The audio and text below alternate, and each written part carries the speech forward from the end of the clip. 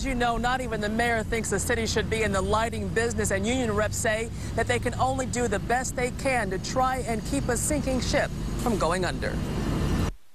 We've been keeping it going with duct tape and bubble gum, just trying to keep the system running, and our people are doing the best they can. After a widespread outage yesterday that left 24 schools, parts of Wayne State, a firehouse, and city airport without power, we were told weather was to blame and that the problem was fixed. We're happy to report that all the schools are going to be back tomorrow. That was yesterday, and still today, 4 Detroit public schools were without power. Students at one school were transferred to another building for classes today, but for students of 3 schools, classes had to be canceled. The power is out. Here we are fighting and spend all of our energy trying to get students in school, and the power is out. So what is plaguing Detroit city-run power grid? Representatives from the International Brotherhood of Electrical Workers, Local 17, tell Action News Detroit's lighting system is not only antiquated, they say they are too short-staffed to properly maintain it.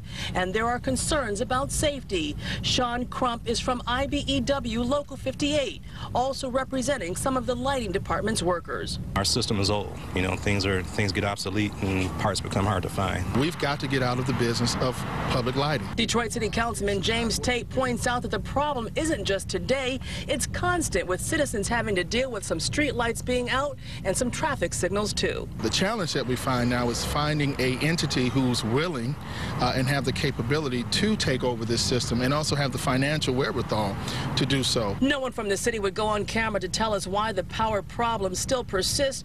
All a city spokesman will tell us today in an email is that they are working on the problem. At some point, don't you run out of duct tape and bubble gum too? Yeah, at some point you do, you know, but we're operating under the constraints of the time, so we can only do what we can do.